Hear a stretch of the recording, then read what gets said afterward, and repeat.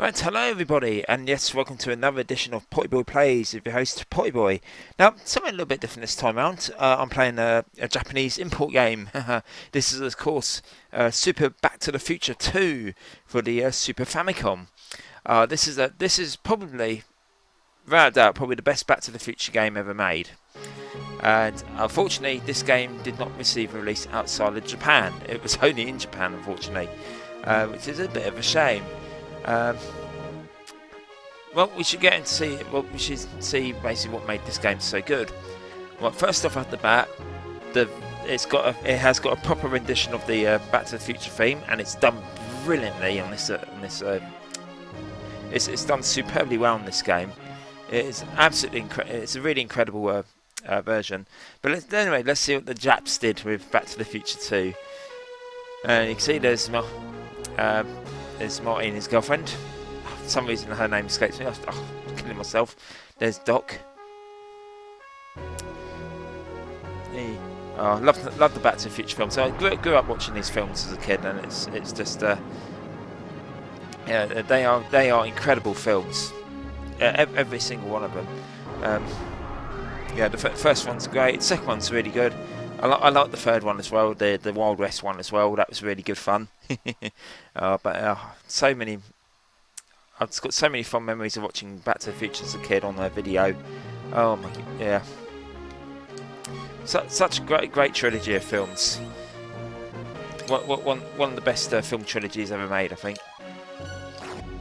And right off the bat, you can definitely tell this is a very Japanesey sort of game. It's very, yeah, in terms of its visuals, it's yeah, it's definitely sort of like cartooned it up compared to the film, and it's all weird and stuff. But it's a very playable little game.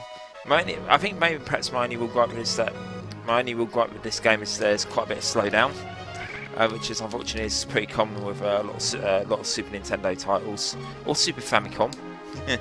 It was very. Yeah, the problem is the Super Nintendo and slash Super Famicom didn't really have a fast. It didn't really have a fast processor, shall I say? As a result, I think a lot of the games really did struggle when putting lots of things on screen. It was very good at sprite scaling though, with the because of the mode 7 and all that. Yeah. So. Yeah, this is quite a fun game. I first played this years ago via emulation. I'd love to get my hands on an original cartridge of this, which I'm hoping to do very soon, because I got my SNES recently, thanks of course to my Retro Game Box, and and it didn't come with any games unfortunately, so I had to buy some games to make sure that it was fully working, and well, I finally got my games for the post today. So.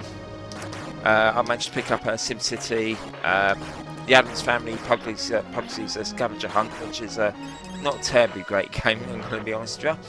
Mr. Nuts as well, which is one game I actually find quite fun. And Lemmings, which is of course an all-time classic. Yeah, so no like Mario or Zelda or anything like that, nothing special. I just basically wanted to get some cheap games just to make sure that the system worked. I've actually ordered a few more games. I've ordered Super Mario All-Stars and Super Mario World, just the one cartridge. So I should be getting that for the post very soon. Oh Christ, I'm dead. And I also ordered my first Japanese cartridge, Bomboozle, which was a game I used to, which surprisingly, well, the Super Nintendo version, it never got released on the Super Nintendo in Europe. It was released in America under the name Kablooey, though, but the Japanese, they got the game under the name Bomboozle. The thing is, the SNES version of the game didn't receive a release in Europe, but the game itself, it was on it was originally on like the Commodore 64, the Spectrum, and the no, I don't think it was on the Spectrum, was it? No, like the Atari ST and the Amiga. So it was on like the 8 and 16-bit computers released over here, which were released over here because they were actually made over here. And we had the Commodore 64 version of it. Well, we've still got it actually. And it's a really great little puzzle game. Basically the whole idea is that you play as this guy, this little weird alien thing, and the idea is that you got to go around and set these bombs off without basically killing yourself. yeah, so it's a fun little puzzle game. It gets quite hard later on, but it's really quite good fun. Maybe I should do a video on that as well. Maybe take a look at both the Super Famicom and then maybe the Commodore 64 versions as well. Because I want to do some Commodore 64 version, Commodore 64 games at some point, because that's the system I grew up with. And so yeah, when I found out it was on the when I found out that one of my favourite Commodore 64 games, Bomboozle, was on the Super Famicom, I had to get it. It was only about £4 for the cartridge, so it's a cheap one. I'll get obviously I've got no way of playing Japanese games at the moment, but I'm going to get myself an Action Replay 2 cartridge, so I can play it. So yeah, because there's a few like input games I'm really interested in getting. This is obviously one of them.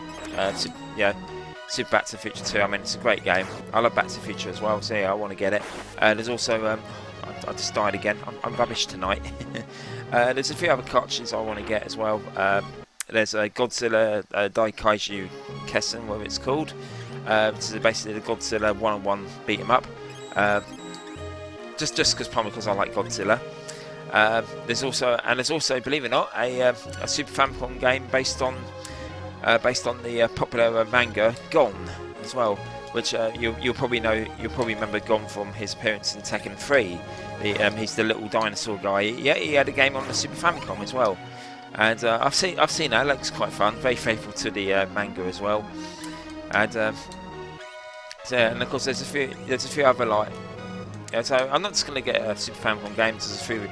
Maybe I might get a few American games as well. Chrono Trigger is one I want to get, but problem is that one's very expensive. Same with Super Mario RPG. But of course, most of the games I need to get them focused on getting at the moment are like the common like power games. Obviously, Super Mario. Obviously, I'm getting Super Mario World and Super Mario All Stars. I'm getting that very soon. Obviously, I'm getting the one that's. I'm getting the version of Super Mario Stars I'm getting is the one with Super Mario World on the cartridge. So I thought I might as well. It worked out cheaper to get that particular cartridge, and it just saves a bit of space in my bedroom. Getting the 2 games on the 1 cartridge. Bomberman games is one I want to get. Oh yeah, that's another. That is one other.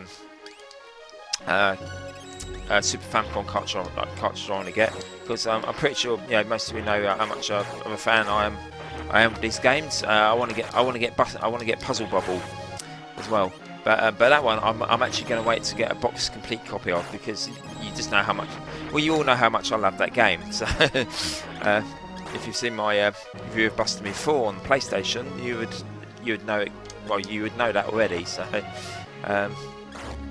Just probably because I love, and of course I love Bubble Bobble as well, so Puzzle Bobble and Buster Move, and of course there's loads of other games I want to get. Bomberman is one of them. Super Star Wars, Legend of Zelda as well I want to get.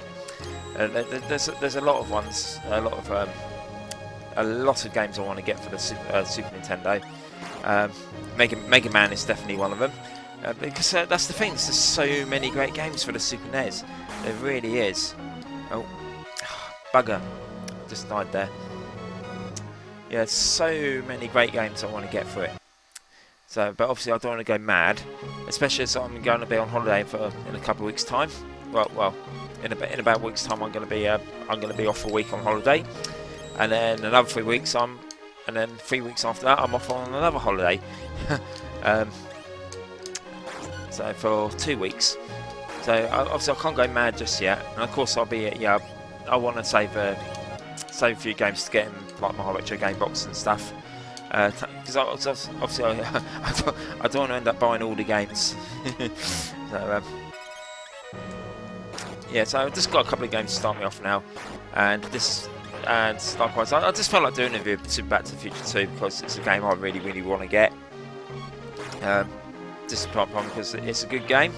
And I like Back to the Future, and it never saw release outside Japan, which is a bit of a shame, because this game's definitely better than some of the other Back to the Future games I played.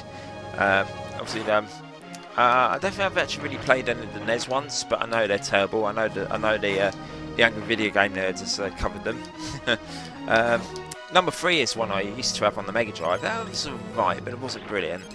And of course there was ones like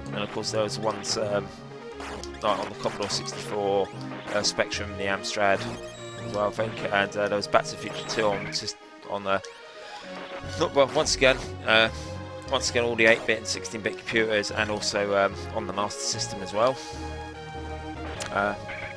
But yeah, this is definitely one of the better ones. Saying that, I've only briefly played the ones by the adventure games by Telltale. From what I understand, some people have very mixed feelings about that one, which is a bit of a shame, because Telltale games usually do some really great games. I've actually been sitting down. I have actually been enjoying The Walking Dead. That's probably one of the best games I've played in a very long time. Really great game. There's obviously they did the more recent Sam & Max games as well, which are really good fun. Still yet to sit down and complete all the games. I think I'm on the first. I think I've completed the first season, but I'm on to season 2 now, I think. So I'm trying to think. I would tell. Jurassic Park was one I did play for a bit. It was alright, but it wasn't brilliant. What other ones? Obviously, Poker Night, the Inventory. I played that. Yeah, there's a few night games I played. Oh, into the secret room here. So yeah, but they've done very well for themselves. I've still got to sit down and play. I've actually downloaded and installed Game of Thrones as well, because I've been listening to it, because I have actually been watching the series and listened to the audio books as well. It's pretty damn good, actually. If you're into like your Lord of the Rings sort of fantasy and all that. So yeah, I've been enjoying those.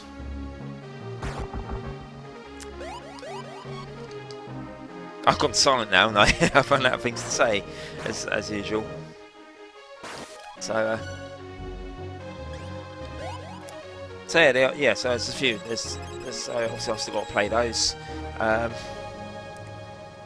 But anyway, I've sort of gone off on a bit of a tangent, haven't I? Right, it's time for the boss. And if you know the film, you've probably guessed who it is by now. It is, of course, Griff, set in the Cafe 80s.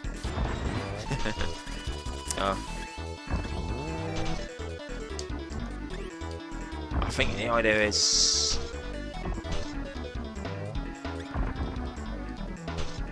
so yeah, you just jump on him. He's not hard.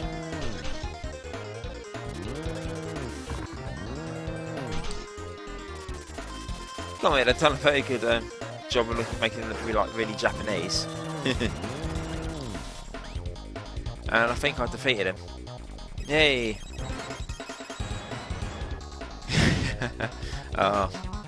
Yeah, this game is pretty good. It's not the. I mean, obviously, it's not the best game in the world, but it's at least it's much more of a game than any of the other Back to the Future films. For the games, I mean, sorry, not the films. It's and it feels, and it feels, it is a good game. I do enjoy this one. I'm quite surprised myself. This game never saw a release outside Japan, because it is very good. And anyway, I think I'm going to leave it here now, because I've sort of gone off on a bit of a tangent. Not really spoken much about this game, have I? Yeah, it is very good. Very good. It plays very well. Looks it's definitely very strange compared to it's definitely you can tell it's definitely very Japanese, but they've done a pretty good job, and that's Marty McFly. You got the Back to the Future theme playing as well. Obviously not on this stage, but like the title screen and the first level, they did a really good job at doing that. And they just done a nice job overall. It's definitely it's definitely a proper Back to the Future game, even if it is very Japanese. Yeah, I do actually feel like I'm playing as Mike McFly on this hoverboard. This is exactly the sort of the sort of game we should have rather than lots of like Western programmers trying very hard to basically try and be like the film. Here it's just like they just took elements from the film and made it into their own little game, and it's it's pretty cool. It's not very nice little game. I'm really hoping at some point I can pick up a real cartridge of this, and I do highly recommend to give it a go, even if it's just via emulation.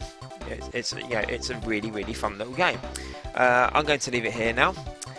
So anyway, that is Super Back to the Future 2. If you really like the films, this game is really worth checking out. It's very good. I'm Pottyboy, and I should be back in soon in another video. And in the meantime, goodbye for now.